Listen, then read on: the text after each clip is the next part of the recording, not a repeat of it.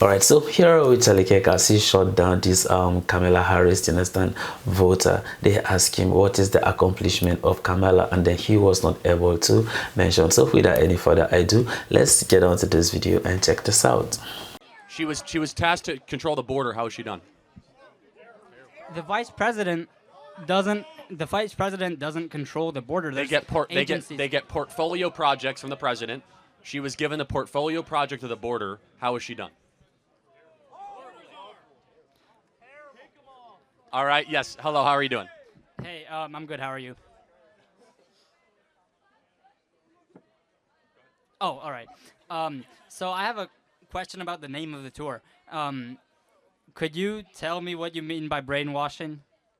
Yeah, I mean, traditionally on college campuses, you are being brainwashed, and by brainwashing, you don't allow dissident ideas, different perspectives or worldviews, and typically on campuses, you'll learn some of the worst, most parasitic ideas imaginable. So, well, even so, I would argue that brainwashing is a little bit of a harsh term. My parents lived in the Soviet Union. My grandparents lived in the Soviet Union. My great-grandparents narrowly avoided. Campuses are very similar to what's happened in the Soviet Union. They are not. Well, so let me ask you a question. On most campuses, is this kind of discourse invited and allowed? In most of your campuses, would you say that if you are a conservative, do you get graded fairly? Yeah. Do you guys get graded fairly? Raise your... That's Soviet-style intimidation, right? Disagree, punishment. That's not Soviet-style intimidation. You know what Soviet-style intimidation is? Well, the next step would be like, I don't know, calling the whole country garbage.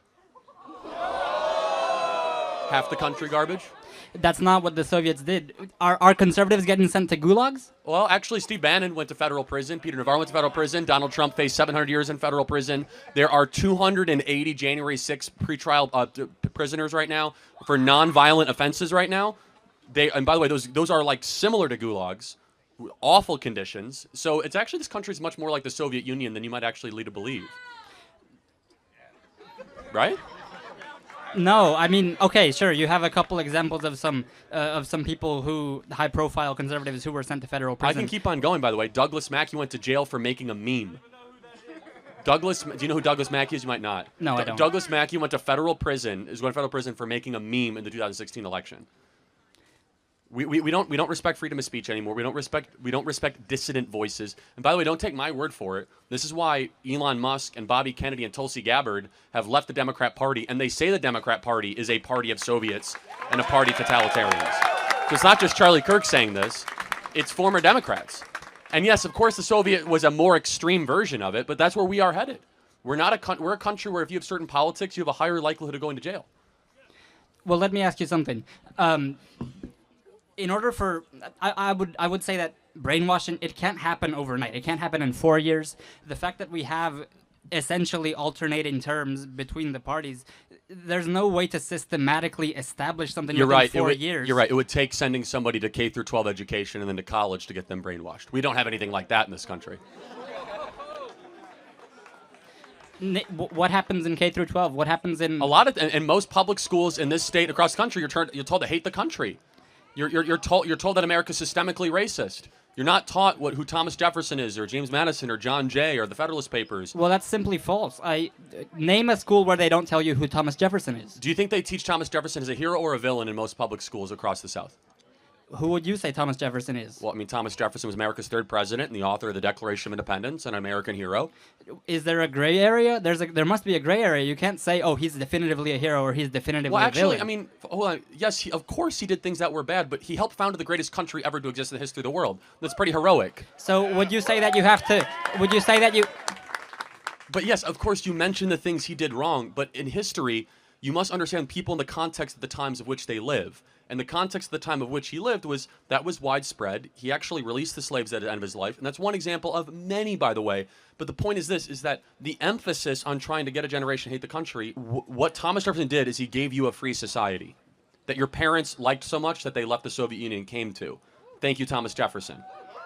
That's probably worthy of hero status. I'm not saying that he's entirely a villain either. I'm saying that there's a gray area, and you say, "Oh, well, do they teach him as a hero or a villain?" It doesn't matter. But everyone, no, hold on. First of all, they don't.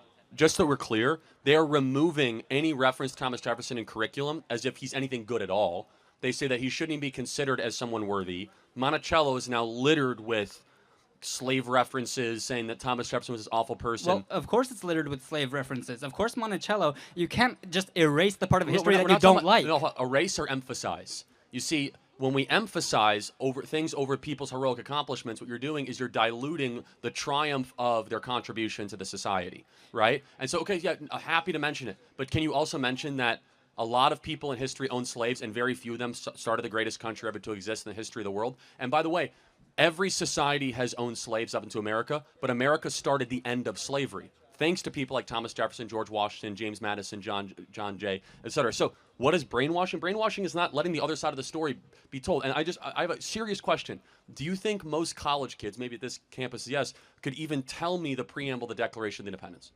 No. Okay. Do you think that they can name, how many articles of the Constitution are there? 5. 7. No, it's not Trivial Pursuit, right? But I mean, the point is that most people don't know anything about their country. They know nothing about their country. Okay? Yet they know a lot about how America's systemically racist, and they know a lot about how like trans people are like being marginalized, and they can like repeat that climate change is an existential threat to America. Well, repeating that, humanity. repeating one sentence is different from repeating the preamble of a constitution. Do you have the constitution memorized? Well, pretty close. Pretty close. Well, let me ask you something. Does memorizing the preamble? No, of not the memorize. I said first. I said the Declaration, but that's a separate issue. But No, the point is that No, you didn't. I'm pretty well, okay. Fine, I can do both if you want me to do both. One Well, of I the don't forcing want you to events comes recite it to me, necessary I'm just for asking. one people to dissolve the political bands that have tied them to another, driving from the equal station, driving the power that. You want me to keep going or No, like? you're good. Okay, got it. Thank you. But yes. So again, this is not Trivial Pursuit. I don't want to spend too much time on this, but the point is this: our education system de-emphasizes the brilliance of America. It makes you feel ashamed to be an American patriot. It prioritizes the most rubbish line of thinking on these parasitic mind ideas, which is involved in brainwashing. Exhibit A, everybody around you thinks they're graded differently because they're conservative. And that is using force to not allow dissident opinions, which is a Soviet tactic. It is totalitarian in nature, right? Well, in that phrasing, yes, but Okay, so maybe I would maybe say you that- are being people are being brainwashed. Let me ask a question on the audience. If you guys spoke out with the Trump hat in class, do you think you'd be graded differently or down? graded by whom? What do y'all mean by that?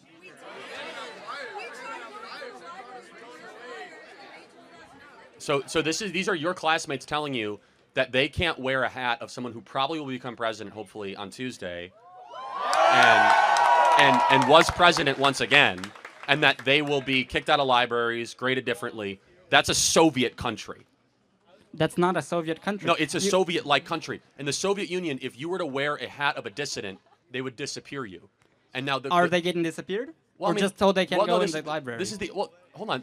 That's a that's an int. That's by the way. No, yeah, I exactly. understand. I'm that's just an saying that that's introductory a- step. What you're saying is you're cheapening down what is now the gateway drug to Soviet totalitarian. Oh, it's okay. They can't go to the library. Oh, well, it's okay. I'm you're not saying that. I'm just saying that you're falsely equivalent. No, it's not equivalent. There are gradations of it. Of course, we are not yet at the Stalinistic level of Soviet Europe, but we are closer to that than people would ever realize. Where you can't wear this hat right here in a class without some teacher grading you down, without somebody calling you a terrible name or fearing for your safety. That's not a free society. And that's one of the reasons why Donald Trump is doing so well, because we're going to take this country back from these savages. So now you call non-conservatives savages, and you're saying that Well, there's I said from the people that cancel us. no, Yes, you they are did. You did savages. not say. You said. I From said- these savages. Yes, correct. If a professor grades you down for a different grade, they are a savage. If somebody decides to punch you in the face because you wear a Trump hat, you are a savage. If somebody goes after you and says, I'm going to fire you from a job because you support Donald Trump, you are a savage.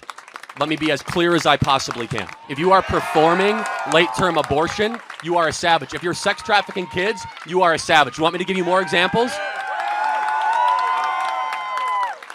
Well, you know what else you say? Firing people from their jobs for not being for being a conservative. Well, you know how many people Trump fired? Trump said in a rally the other day, he said, "Oh, I fired Mike Pence because he didn't agree with me." Is Hold that on. not savage by your standards? We're talking about an administration of somebody that doesn't agree with them. They're trying to just have a neutral viewpoint job of working at a library, and you get fired from your job. You want to talk about a false equivalency? Those are two completely different universes. Donald Trump should have people that agree with him around his administration. But if you're going to try to work as an engineer or a data scientist or work as a janitor or work as a police officer or a custodian, and you happen to have a view that Donald Trump is a good president, you get fired. Let me ask you a question. Do you know anybody that gets fired from their job for a Harris Wall sticker? Do you know anybody that gets fired from their job for having a gay pride flag? Anyone that gets fired from their job for having a Black Lives Matter flag? But I do know people that get fired for a job because of this hat or a thin blue line or even saying that America's or don't tread on me flag. And guess what? We as conservatives are not going to take this anymore. And we're sending a message this election season that free speech is respected. And just because you support Donald Trump does not mean that your livelihood is going to be eliminated. Well, that's choices of individuals. No, that's choices of individuals. Okay, I understand. We can keep going, but let me just say this: it's not the choice of a publicly funded university that you guys pay for to be able to punish their customers. Well, appeal it. I'm sure. They I'm have. Sure, no, Thank you very much. take it further. Are take you- it further. are- I guarantee you. No, you don't guarantee anything. You'd be surprised at how they say. Are you voting for Kamala? I am. Okay. What is her greatest? Hey, free speech. Free speech. Yeah, they have the freedom of speech to boo you. That's right. Do I have the freedom of speech? Okay, so if I boo them, then it's an impediment of freedom of. No, but I just gave you an open mic for 15 minutes. Let's just tell me, what is Kamala Harris's greatest accomplishment?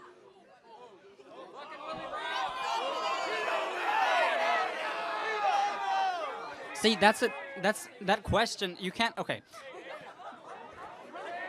The greatest accomplishment that goes back to sort of establishing an extreme.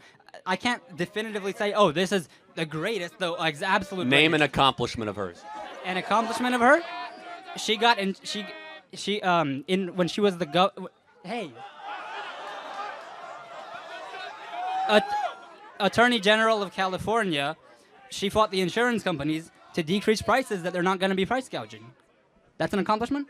Wow. Okay. So that's worthy of your vote. You support price gouging?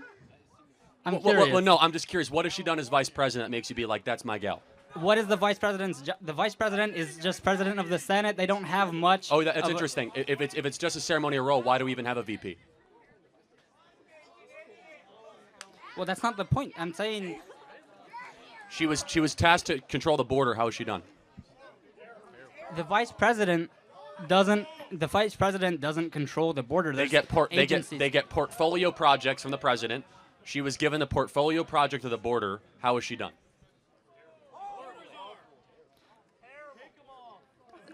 Again, she doesn't make any individual. I don't think she makes a top-down decision about the border. She made a decision to reverse 50 Trump executive orders. Do you think Kamala Harris has done an objectively good job managing our border? No. Okay. I appreciate the honesty.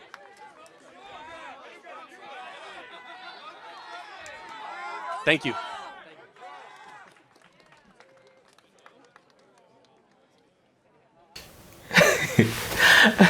Charlie Kirk, seriously, I want to add something up, you know, concerning this college is a scam.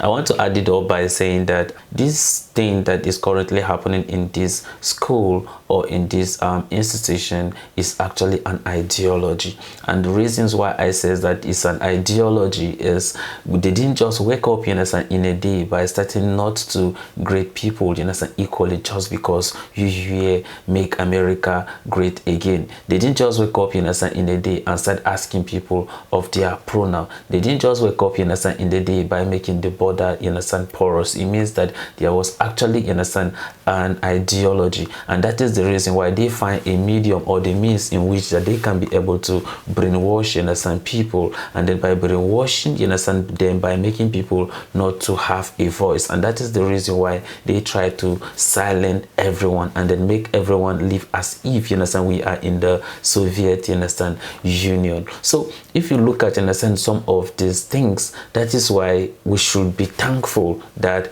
God have decided to save America and save the world peace, you understand, itself by helping President Donald J. Trump win the election again, to make the America great again and to also make America safe.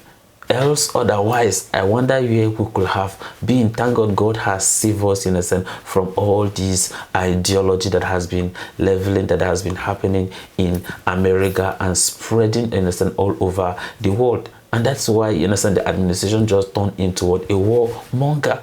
And that's exactly, in a sense, what they are. And that's the reason why what we are just happy. And then if you look at, in a sense, this very college kid, of course, he is actually, in a sense, an example of the brainwash, in a sense, system. Else otherwise, why should you silence people just because of their political interest? Just because they are what? Trump supporters, and they call them what? Garbage. You see some of these things, but then I just accept that, yes, of course, they have called us garbage, but of course, we won. Trump won. America won, and then the world is going to enjoy peace again. So I know that a lot of you have their own opinion concerning this, and I want you to drop it at the comment section, and may God bless you as you do so. So this is the end of my video. If you like my reaction, you should like, share, and subscribe. And if you have any video you want me to react to, don't forget to drop it at the comment section, and I'm going to check it out. So you remain blessed, and I see you in my next video. Goodbye.